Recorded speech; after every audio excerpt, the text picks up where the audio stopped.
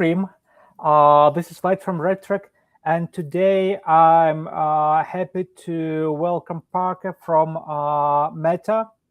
Parker is product marketing lead to the stream to talk about opportunity scope. And to be honest, this is quite exciting moment for me because we, as RedTrack tracking tool, our users, media buyers, we all interact with Meta like explorers. We do things, we poke, we change something, and we see what changes, what happens. And Parker, you, as if I remember correctly, you even contributed to creating the opportunity score, so you know how it works from the inside. And seeing that other perspective, like how it actually works, is extremely, first of all, I'm curious. So welcome today to the RedTrack stream, and the stage is yours. Great, thank you, Vlad. Hi, everyone, and thank you for having me here today. As Vlad mentioned, my name is Parker, and I've been at Meta for almost 10 years. I'm based here in New York City in one of our offices today. So today I'm going to share my experience working on Opportunity Score. I was part of the original team that helped design and launch the Opportunity Score Alpha back in 2024. So I'll share a bit about the journey we've been on. And I have just a handful of slides I'll go through. Then I'll hand it back to Vlad to talk about some best practice pillars and takeaways. And I think we're going to leave plenty of time for questions at the end, and I'd love to take some. So next slide.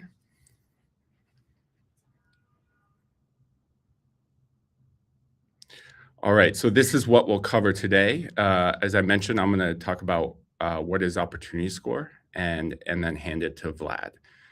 So on the following slide, before we answer the question, what is Opportunity Score, I think it's useful to think about the environment we had before Opportunity Score existed. So we had performance frameworks at Meta. You may remember things like Brilliant Basics, Power 5. Meta and our partners and agencies also had best practices backed by data that they would share with clients. But we didn't have a universally consistent architecture to evaluate and compare a growing inventory of best practices or recommendations. So as a result, advertisers, particularly small advertisers, often struggled to answer a simple question, which is, what should I do next to improve my campaign? What should I prioritize right now for this campaign in this moment? And that's really what we wanted to, that's really the question we wanted to work on when we introduced Opportunity Score. So on the next slide, what is Opportunity Score? So Opportunity Score, in the simplest sense, is a score, which you see on the left, and a set of recommendations that you see on the right. So the score ranges from 0 to 100 and represents how optimized your campaigns, your ad sets, and ads are. The recommendations are distinct actions within Opportunity Score you can take to increase your score. So each recommendation has a point value. And when you adopt the recommendation, and the adoption flow is generally a few clicks, hopefully pretty streamlined, your score goes up by that amount. So some examples of these recommendations, you've probably seen things like liquidity best practices. If your creative's getting fatigued, you want to refresh the creative, CAPI, et cetera. We can talk more about that. So with this architecture, we can bring order and structure to all the recommendations available to you and use things like empirical testing and the large data sets we have, machine learning, to make those recommendations increasingly valuable and personalized to you over time, to you and your advertisers over time. All right, next slide. So when we first launched Opportunity Score in the original alpha, we actually started with 14 recommendations. And over time, that number has grown. And we've also continued to optimize the system. But one thing hasn't changed, and that's the 3 principles by which we design and govern Opportunity Score. And I call these the 3 Ps. So the first P is proven. Each recommendation that goes into Opportunity Score must be backed by an experiment showing that it helps improve advertiser results. So this isn't marketing fluff. This is a core principle built into the governance system of Opportunity Score. So if a recommendation does not show statistical evidence that improves advertiser value metrics like CPA, it doesn't go into Opportunity Score. And we have detailed experimental requirements and a data science review council that is monitoring this and ensuring that we're holding that bar. And I've been in those meetings.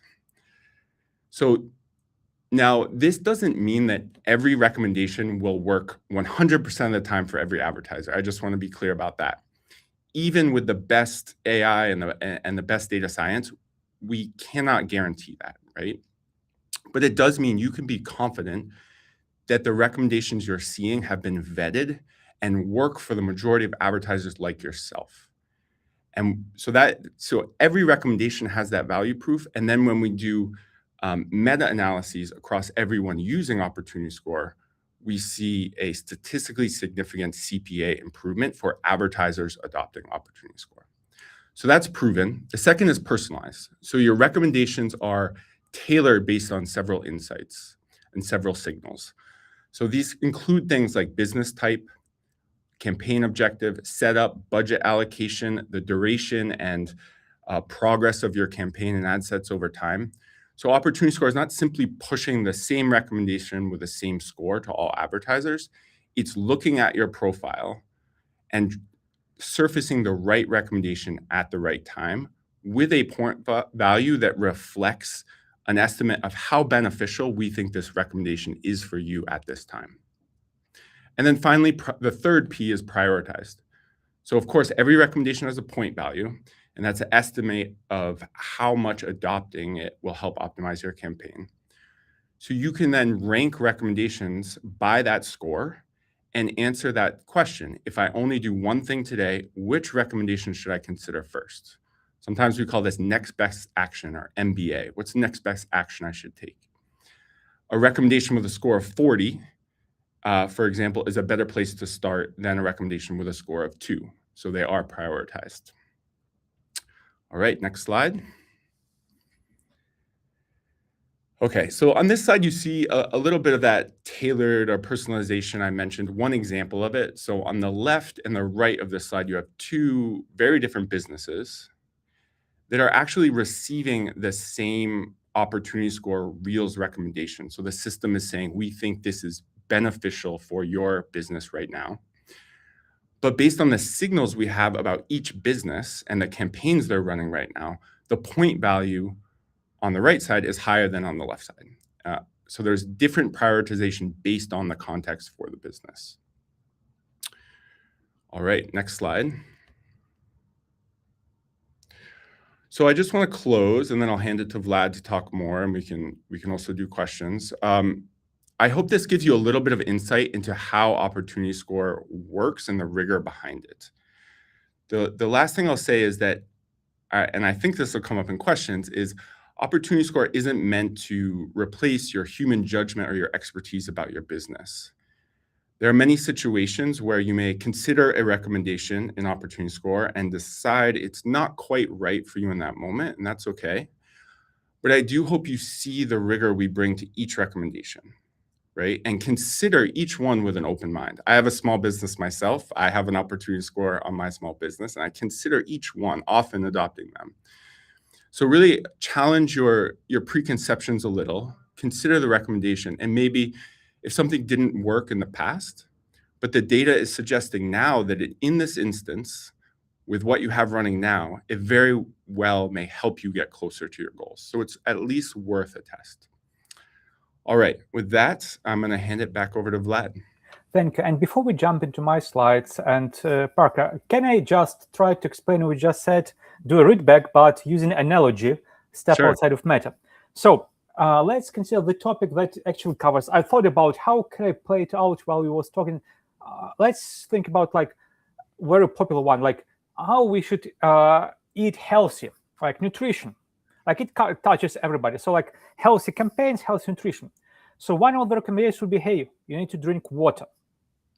It's scientifically proven that drinking water actually helps keep body hydrated. It positively impacts all the other functions. Will the just one thing make you healthy? No. Do you need to drink water right now? Depends. Exactly. But is it actually useful across the very broad population? It works in most cases, most of the time?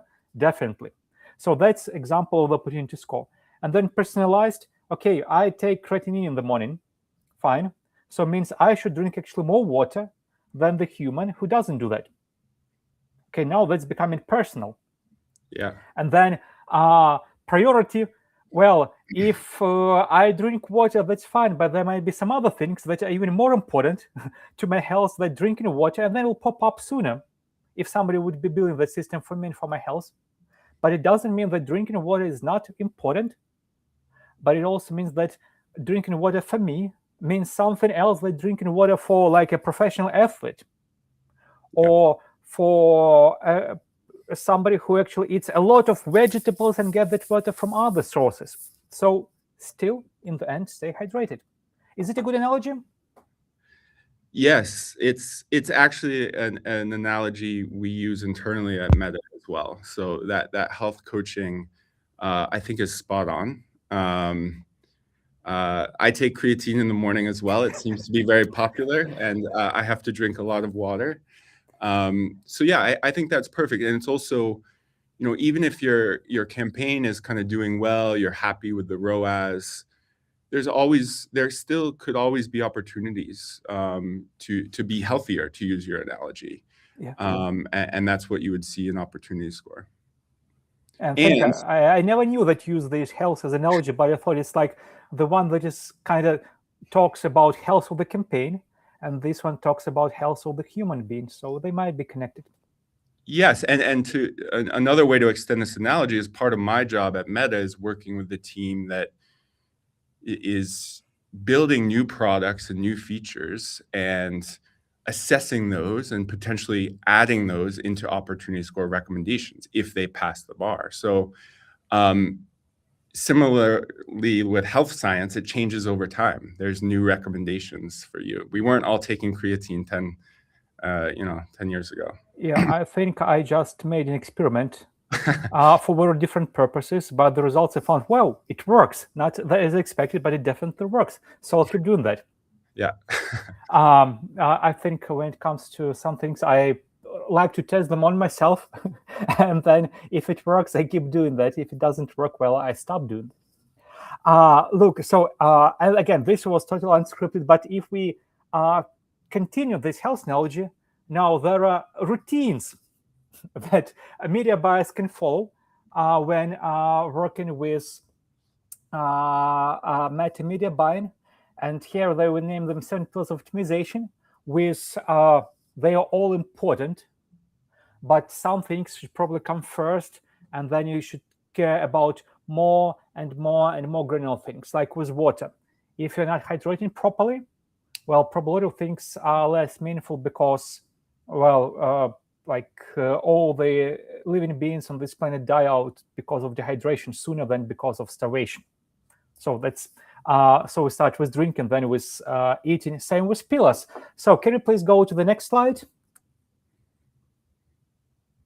And those they are the tools, the signal quality, the goals, the audience, creatives, budgets bidding, and learning phase. And to be honest, the further we go down from the one, the less I know from the daily practical experience, but I'll try to carry us through all those 7 pillars to my best ability. And we have prepared a bit more of information on this topic, starting from the ebook that will be on Meta Opportunity Score, that will be available on the RedTrack website and in this video comments, and to the more granular recommendations that will part of this deck. We'll share it later, but we'll not go through it today, and we'll just focus on the pillars, on the summary, and on the questions part, because we think those questions are the why we're here. Everybody else can read the deck. So first, automation tools. So basically, one of the Parker, colleagues, Maxim, in our recent growth meetup that was in Vilnius actually last week, said some people still think that they know Meta better than Meta does. And it might be true 2 years ago, 3 years ago, but by now the tools and their access to data and all the algorithm, all the research that Parker, you was referring just 5 minutes ago, evolved to such a level that I would concur, although the media buyer was past history of a lot of buyernets, I don't like it, but Meta knows better. And so to start, you actually have to those tools actually enabled to use them. And those are the tools that may or may not fit your needs depending on the type of campaigns you're running. And this is the start. No automation tools, like no meta optimization score that you can actually apply that those tools can leverage. Next one, please. And this is my favorite because it's about data, it's about tracking, it's about conversion API and data routing. So Meta algorithm, and that's my probably favorite topic, is as good as the data you feed to it. And actually in the past, in the previous eras of media buying, it was programmatic. Before programmatic, I would say it was operator driven. Now we are in algorithmic age. And that signal quality, the data you send back to Meta is probably your biggest leverage that impacts the performance of your campaigns outside of boundaries like budgets or targeting. So Meta consumes data from multiple sources. A media buyer usually controls two, Pixel and Conversion API. And having Conversion API would not replace Pixel. They are not either or. They complement each other because very different signals. They send different, even if overlapping, sometimes data back to Meta. And of course, you should strive to get the event match quality above 6. I would say if you have access to any data on users that you capture with compliance, it may be emails, maybe a phone number, you should send this, and that's how your score will go to 8 and higher.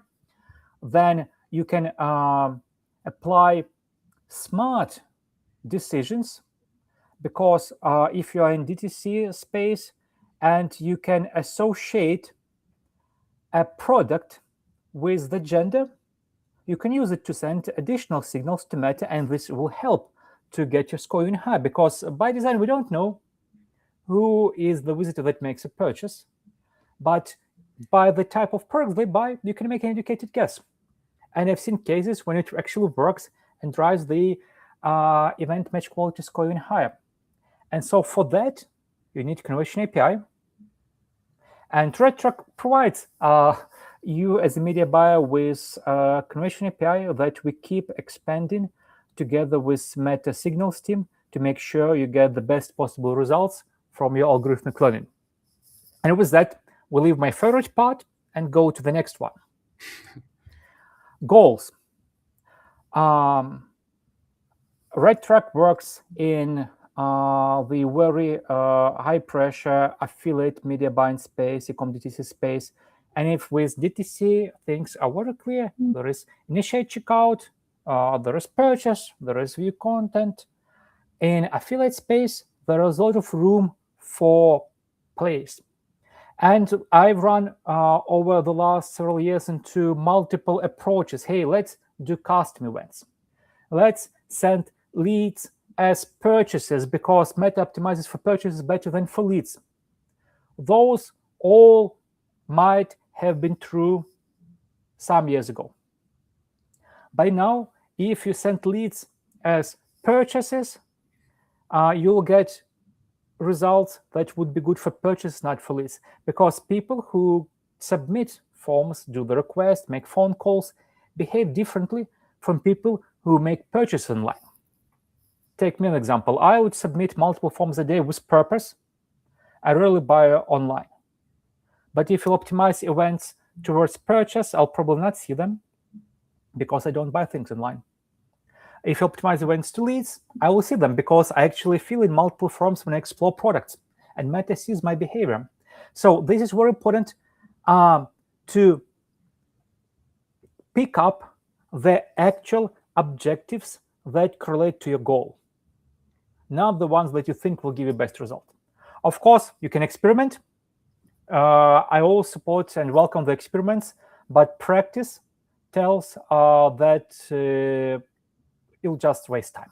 If you do leads, you better optimize for leads. If you do purchase, you better optimize for purchase. If you do form submit, you better optimize for form submit. And so out of the all events you have, pick up the ones that give you as many signals as possible. Because for Meta, you need both volume and quality of data. And we can help provide the quality by capturing multiple additional signals like FBC, FBP, connecting to additional Meta protocols to enrich all those signals. But as a tool, RedTrack cannot provide you with the quantity. Quantity is up to you, picking the signal that has at least those 50 plus events per week for algorithm to learn and relearn constantly. And then there are tools that you can use like web optimization. They probably not yet publicly available, but they are in the testing, and we see they deliver good results. But there is value optimization for purchases based on different values, so it definitely send revenue. There is value optimization purchase based on the actual profit. Now there is value optimization for leads. And so there are multiple tools connected to your specific events that you can apply to get even better results, given the goals you have. And then the next slide, please. Audiences. This is my favorite topic, which I don't like to talk about because I think each and every media buyer actually knows better how to pick up the right audiences for his campaigns. And so there are general recommendations, and we have them here because that's one of the important pillars. But I would say go with your experience and keep experimenting to get the best results. Creatives. Creatives is great because with Meta rolling out all the under Meta updates, it can now read not only the creative itself, but the variation of the ads, whether it's UGC, whether it's professional video, whether it's photo image, whether it's graphical image, whether it's animation cartoon. And surprisingly, different subsets of your target audience would react to different type of medium better than to the other. And Meta knows it, and Meta would show different type of creative to different subset of audience based on the prior understanding of that human interactions with different creative types. And those interactions, often you don't see them, because imagine you scrolling your feed, you just ignore some ads, and you stop by the other, you interact with some other ads, and you maybe click on the third types of ads. And all those are signals that actually now being visible to Meta and impact of their creative delivery. So if you give Meta the variety, you will get better results, and the algorithm will learn and deliver better. And that doesn't mean that if most of the best thing that works for you is UGC, you should kill everything else. That's about now organizing and structuring your campaigns in such a way that you can cover the needs of the broader set of audience based on their preferences. And same comes to aspect ratios, same comes to the combinations, because it all goes down to from which access and which type of the content your potential audience is consuming. And the next one, please. Budgets and biddings. This is a topic that is often overlooked and seen as static. And why it's often overlooked? Because what budget does, it sets the pacing of campaign. Basically, Meta has huge inventory, and it doesn't decide whom to show you ad every second. It takes your budget, and I don't know the exact logic, but I know the general approach. It would split your budget into equal chunks over the same periods of times, whether it's 5 seconds elements, whether it's like minute, I don't know really, but we just split your budget and then ensure that the budget is consumed evenly based on Meta's estimation on the traffic that audience will generate during the day. And this is called pacing. But what happens, because you set your budget and set your pacing, when that normal flow of event changes, like hourly spikes, everybody enters the office and opens their feeds to check social media instead of checking their emails. Everybody's home, people commuting. Then there is a major public holiday. So when those one-off, although predictable, things happen, the pacing keeps delivering your budget at standard flow. And you should consider that, hey, budget is the foundation that works on a regular basis. But if you know some events will change that regular flow of events, change the budget. Do the experiments. Change the budget for the holidays if your audience will be getting more time with social media.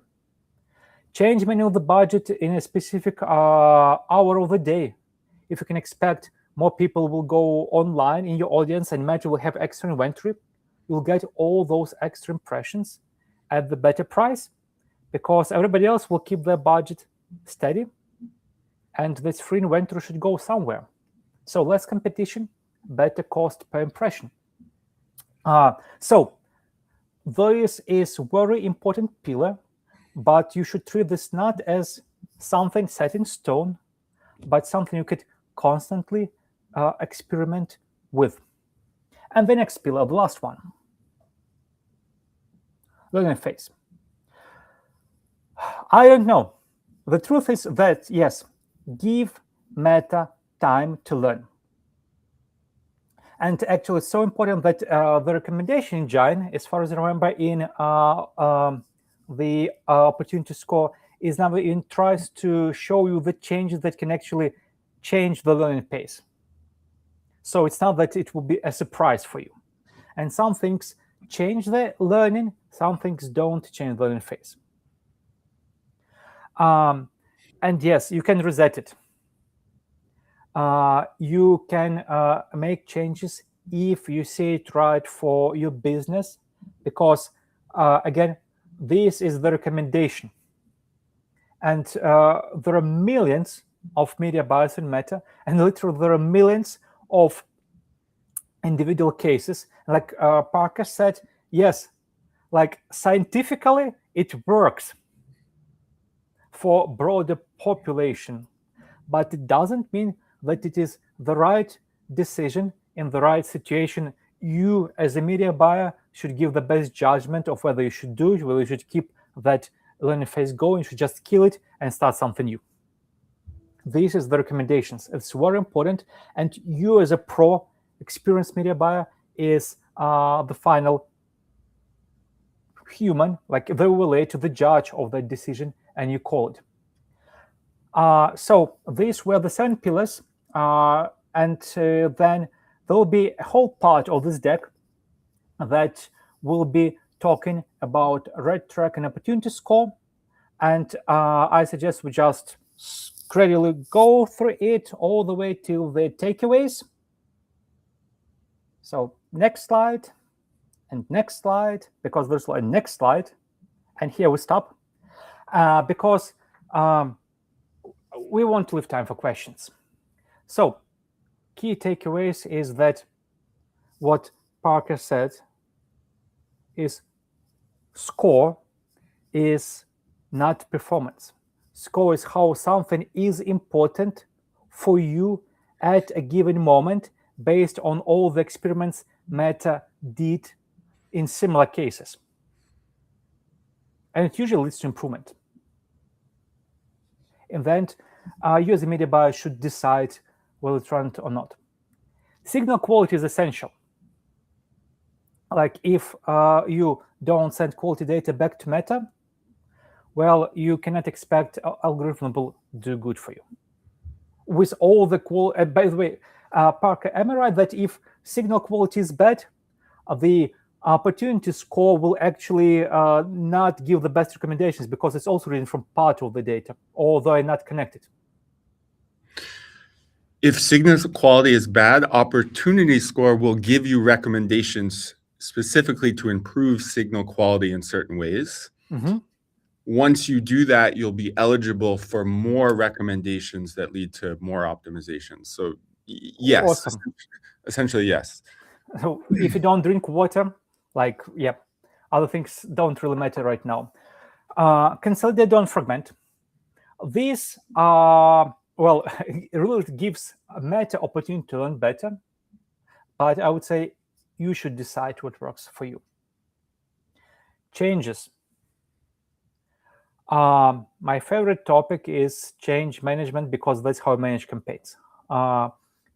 Anything we do for media buying optimization is change management. With Meta, you either give time and you have your cadence in your experiments, and then 7 or 14 days based on your audience.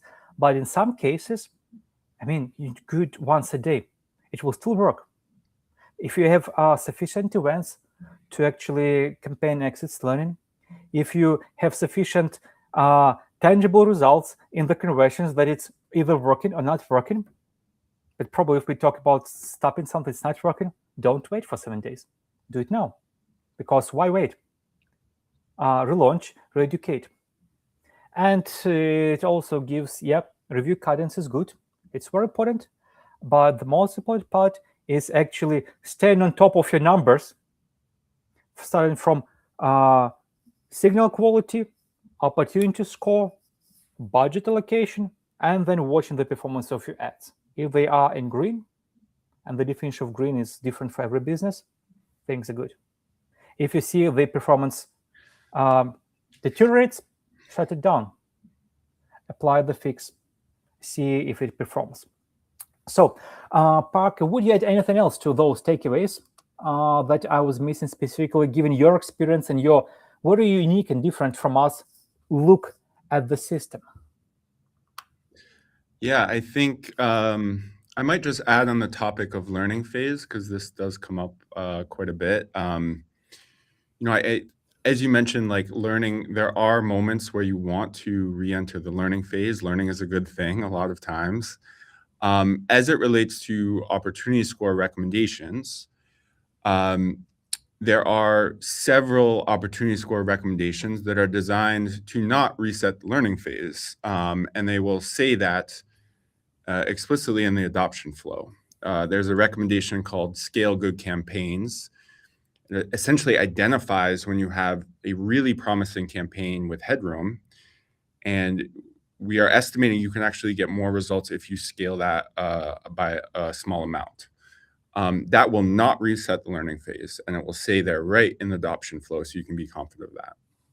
If you ever have a question about what will reset a learning phase and what won't, we have a Meta for Business article that outlines all the things that reset learning phase and all the things that don't. But essentially, it's significant edits do. In addition to that, I think number 3, consolidate, don't fragment. I hear a lot about people that are fragmenting ad sets for strategic reasons, sometimes for reporting reasons. That's another one, again, where I'd sort of like challenge the thinking, just see like, is it possible that if we combine these and give the system more liquidity, can we actually get better results and then do reporting separately? This is one I often encourage people to test so they see it for themselves, because they might think on the surface they don't want to adopt that recommendation. But yeah, I think this is great, Vlad. I'm aligned with you, and we And can. on topic of reporting, I always thought people fragment for other reasons, because reporting is the not the easiest but evident part. It's like you can single out ad performance. Right. Meta provides those tools. RedTrack provides those tools. Hey, even now Claude, with all the ability to access your account, can build that report for you on any level you want. Right. Just give it the data. So definitely reporting should not be the obstacle to consolidation. Agree. Thank you very much. Can you have the next slide, please? And this is the third part. And I'm checking the time here, and I'm surprised it's been 35 minutes. It's well, I thought we'll actually fit our two parts in less than 30. So let's see the questions. And first of all, we have a lot of questions were asked before the call. We will show them, but we also will get questions from the audience. So, okay, this one definitely goes to me. RedTrack enriches conversion API with first-party data. First of all, by design, all the data in RedTrack is actually yours. We just provide you with tools to enrich it. Like if we have Shopify integration, we can get all the PI data from Shopify that is available with the order, hash it properly, make it compliant with all the requirements, and push back to Meta via Conversion API. And it's not that we have any additional access to first-party data. It's yours. What we do have on our side as a solution is the ability to enrich it with the databases we use. Like, hey, actually, we capture all the clicks. When we do the attribution, we connect conversion to a click. So we can enrich that conversion data with a zip code information, besides all the evident, like locations, user agents. Well, we also, with the support of Meta Signals team, integrated the Meta protocol that allows to get FBP, FBC data straight from Meta based on the signals we send there. So we enrich your data with FBP and FBC, which is important for the event quality score. And we actually do it with both for redirect and no-redirect tracking. So in that sense, we don't own your, and we don't have any first-party data. It's called first-party data for a reason. It's your data. But we help you capture it, associate with the conversion record, turn into the signal payload, and send back to Meta via Conversion API. So the next question, please. I think this is, why is Meta disabling clean profiles and ad accounts? So this is a little off the topic of opportunity score, but I thought we might get this question. So yeah, I want to just acknowledge right up front that this can be really frustrating if this happens to you. Nobody wants their account disabled when it's an inadvertent disablement. So I understand that frustration.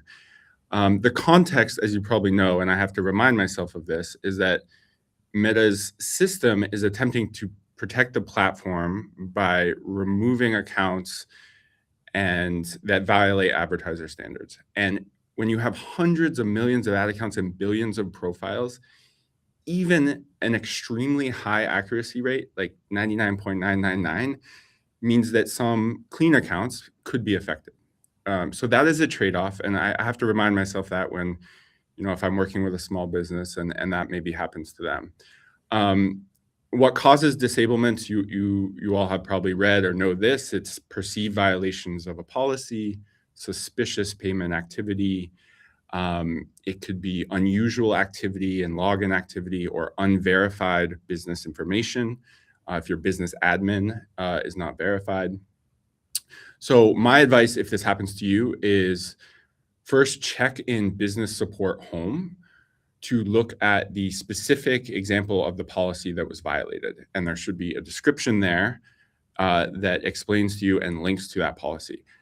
I would not stop there. I would also really understand the why that you may have been triggered either inadvertently or in a valid way. So I'd use those details, and actually, if you have Meta AI or something, plug it into an AI to learn more about what exactly happened. And that's going to be important because if you want to request a review or appeal, you can do that again in Business Support Home, request that review, and you want to provide an explanation of what you're seeing on your side. Request that review, and then that review goes in. And finally, if you would like support throughout the process, you can engage Meta Support Chat, which is available in Ads Manager and also in Meta Support Home. But I don't know who asked this question. I don't know if that's satisfying, but that's how I think about it, and that's how I coach folks. But when this happens, I don't know, Vlad, if you have any tips. I will add to this because, be fair, we are RedTrack workers different at platforms, not only with Meta. And we, being on the events, on the streams, we hear this question asked using almost the servers across all the ad platforms. So it's not something unique to Meta. And the answer is always the same. Actually, the first layer of defense is automated system. And because of the number of offenses, basically, those systems look for patterns, and sometimes completely legitimate, clean account may trigger some of those patterns and will preemptively ban. And the first thing, what I also always add if somebody asks me, but of course I'm really asked this question, just don't try to repeat the same pattern with this new account. Yeah. Because it will just make things worse. Yeah.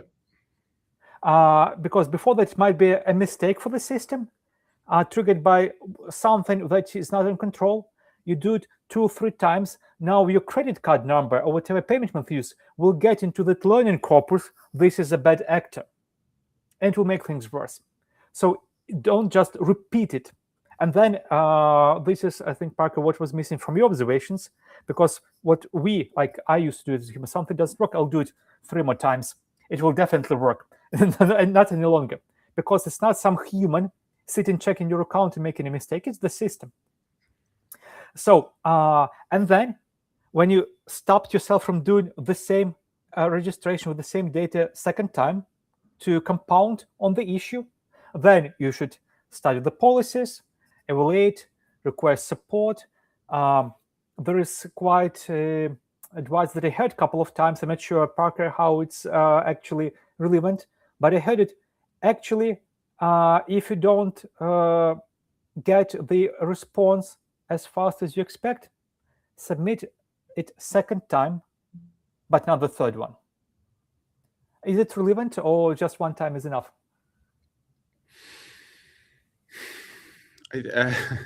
I mean, I don't know. That's what I heard from all the conversations. I think it depends. I do think one time is good, and keeping the task ID you have for that one time, so you can always reference that and have that history. Yeah, I think your point of understanding the policy is a good one. I'll give an example. I had an ad disabled or an ad rejected for violating the alcohol policies in the US. And my first thought was, this is really strange. I'm not selling alcohol. But when I actually looked into it, one of my ads was talking about cocktails, you know, and that ad was going to people under the age of 21 in the United States. So it was flagged. So just taking that extra moment to really make sure you're understanding it versus just immediately creating a new ad or ad account and doing the same thing over. That's not going to lead to a good place. Great. Thank you. Okay. Yeah, I would never actually, the example you gave, I think that's, I would never even figure it out if I was doing that. It's like combination of actually situational awareness and policy awareness and knowing the laws. Good. Next question, please.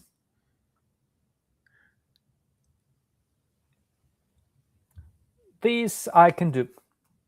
It's fairly easy. What in all those questions, my first answer would be where exactly this conversion never showed on Meta. Was it event manager? Was it ad campaign performance reports?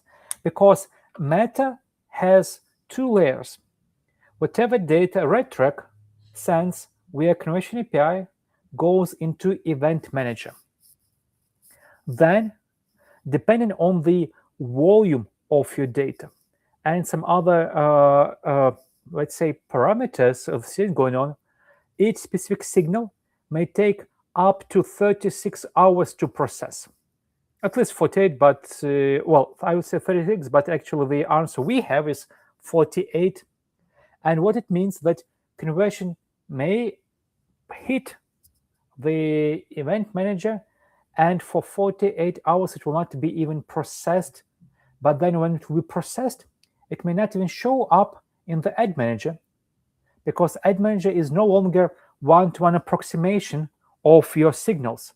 It's actually the modeled data built by Meta from all the events in the event manager based on all the multiple rules that Meta has to comply in order to enable the optimization. Like somebody has do not track me. So now Meta cannot push his data directly. And when processing this data, Meta's algorithm, like event manager, recognizes that requirement from that particular user and say, okay, no, that's, and then accumulates all those similar profiles, very different case, and okay, this is the part of the data I can display directly in Ads Manager.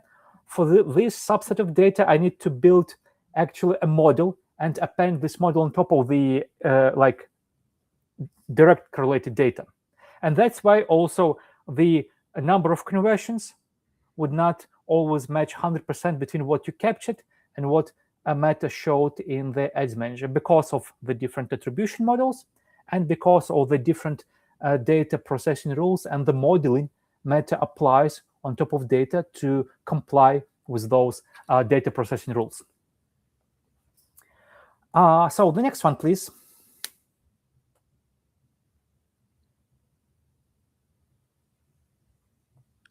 Core setup. I don't know what is a core setup. Sorry, Parker, do you know what is a core setup? This is not my area of expertise. I think core, and we probably shouldn't go too deep here, but I think core setup is a pixel integrity feature. It might have been called protected data mode in the past. But I think, should we expect lesser conversions when core is enabled? Yeah, so this can be enabled, I believe, with financial advertisers and healthcare advertisers, often more sort of sensitive categories. I think their short answer is you shouldn't expect less conversions, but you may see fewer attributed conversions. Because that setup is stripping some URLs of information. So I think, like in this case, to close the gap, obviously, the first thing I'd say is CAPI. Is always have a look at CAPI to help close that gap. It's a gold standard best practice. Start there, and I think the other thing I'd say is I think Meta as a company is working to like increasingly make sure you see more of these conversions with core setup. But I can't go much deeper than that, Vlad, because it's not my area of expertise. Oh, and actually it's also not my expertise, because for me, I see it more like related to, as you mentioned, like financial healthcare campaigns. But us sitting on the tracking side, say just use conversion API. That's like, we don't have any other answers because we don't control the pixel at all. Yeah. What I would say that even for web-based events, still conversion API is good because it can get some of the data points that Pixel will not get, just because Pixel will be blocked. Yeah. The fact that you have Pixel on page doesn't mean that Pixel has been called all the times. All the signals will be delivered. So, like, I think Pixel is important. Conversion API is important. It just pixel covers web events. Conversion API covers all events. So we should use both. And can we go to the next question, please?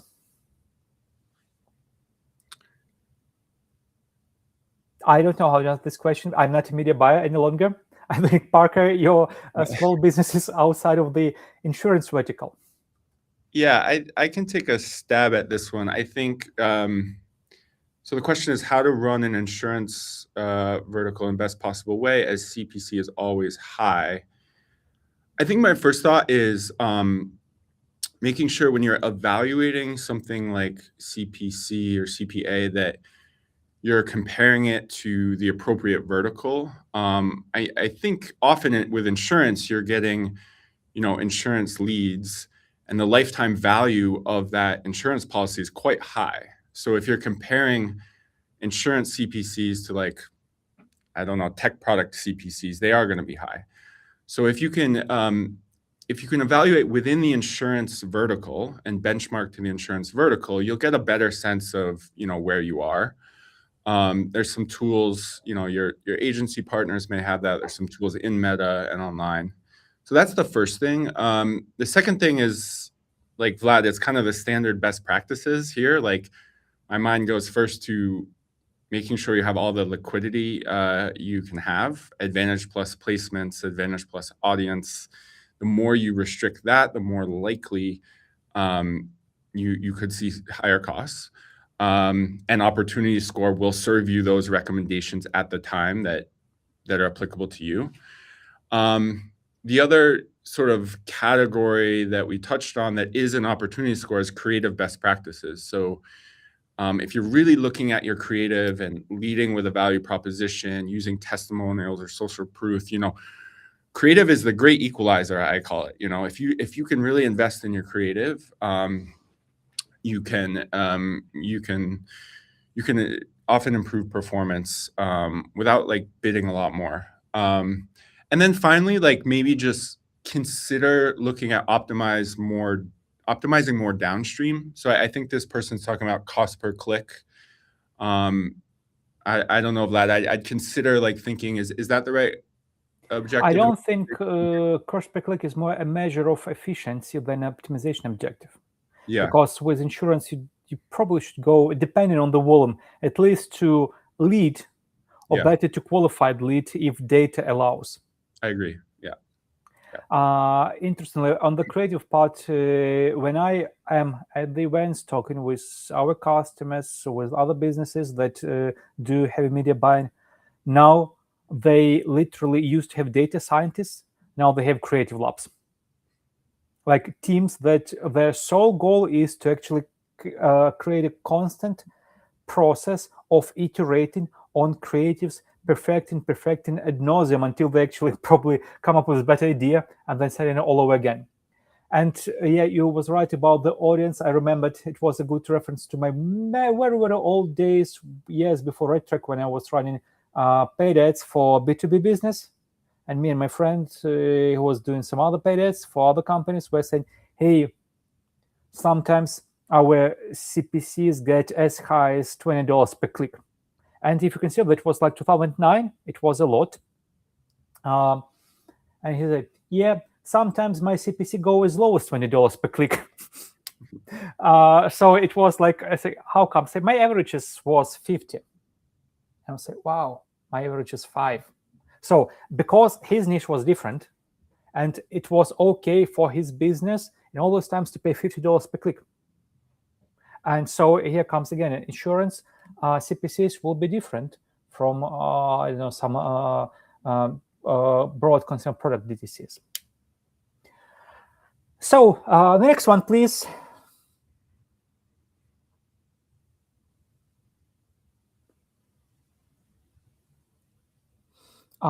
This is a good one. Patrick, I can translate it to the ideas.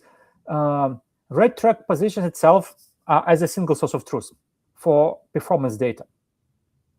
But opportunity score works on data that Meta has. And the data that Meta has is different from the data RedTrack has.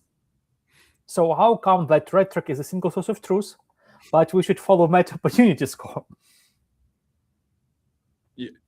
Yeah, I see things like this as complementary. And what I mean by that is if you're looking at your attributions in RedTrack, and you're comfortable and confident of that that's great. What Opportunity Score is doing is really it's not so much pulling in like every attributed conversion and recalculating Opportunity Score. What it's doing is making sure your setup is fully optimized to get those conversions wherever you're measuring them, right? So that's what I mean by complementary. The Opportunity Score recommendations you're going to see are things like resolve your creative fatigue, opt into a Reels placement, even things like sometimes adding music to a reel that you don't have can actually make the data shows can make an impact. So those things are always, I think, going to be valid, even if you have something like RedTrack that's showing slightly different attribution than what Meta has. I don't think it's a problem for Opportunity Score. Yeah, I would say, from my understanding, actually, of the RedTrack part, RedTrack shows, based on this single source truth, which campaigns RedTrack, based on the attribution model in RedTrack, are performing in Meta. An Opportunity Score shows how to make those campaigns in Meta perform better. Yeah. So they answer different questions. They cannot be compared one to other because their purpose is different. And like you said, they complement each other fine. So we literally have time for one more question, I guess. So let's see it. Oh, yeah. Okay, this one for you. I like this question. Yeah, I like this question. So this gets at the heart of, considering an Opportunity Score recommendation, knowing that there's statistical evidence and rigor that went into showing it to you, but then also considering your business, your expertise, and making that call. And I think what I would say is something like this. Let's take an example of, Advantage Plus audience. If you may, let's say you have a business that does men's sports clothing, right? And you set your audience just to men in a certain country. You may see a recommendation from Opportunity Score suggesting that you should broaden that audience, and it may suggest broadening it to serve your ads to women, right? Your first response might be, wait, that doesn't make any sense. But here's why I would consider it, and Vlad, you may have a different opinion, but I would consider it because, number one, women also buy men's clothing for men and for people, and number two, when you accept that recommendation, you're not going to shift your audience all the way over to women. What you're going to do is you're going to broaden the audience and let the system learn and find who the best audience is for you. It may end up being 90% men, as you had in the past, but 10% women who often buy things for their partners or friends or men in their lives, right? So that's why, like, this one comes up a lot, and I encourage people to kind of like challenge their thinking a little bit, go a little bit outside their comfort zone. You have the ability to A/B test if you ever want to test it and see for yourself too. Vlad, I'm curious to get your thoughts on this. I'm laughing because I do some sports. I probably have just one sport T-shirt used regularly for the past 4 years. It still survived, and it was brought by the love of my life, my partner. Yeah. So, it's not me who made the decision. I'll probably, like I said, I don't buy online. I would never buy it, actually, even if I saw it. Now that I have one, I'll now probably try to look for the same one, which is impossible because it's 4 years old, and I know where my next sport T-shirt will come from. So yeah, this is very fun example because I can definitely relate to myself in this particular case. I'm the audience, but I'm not the buyer. Yeah, right. Parker, thank you. That was extremely insightful. We managed to, we had more questions, but from my past experience, we can go on because they will keep even coming. So thank you very much. It was a pleasure. I appreciate your time, your insights, and hopefully see you sometime when I'm in New York or you'll be across the European offices of Meta. Of course. Yeah, let's do this again sometime. Happy to join. Bye, Thank you everyone. very much. Take care.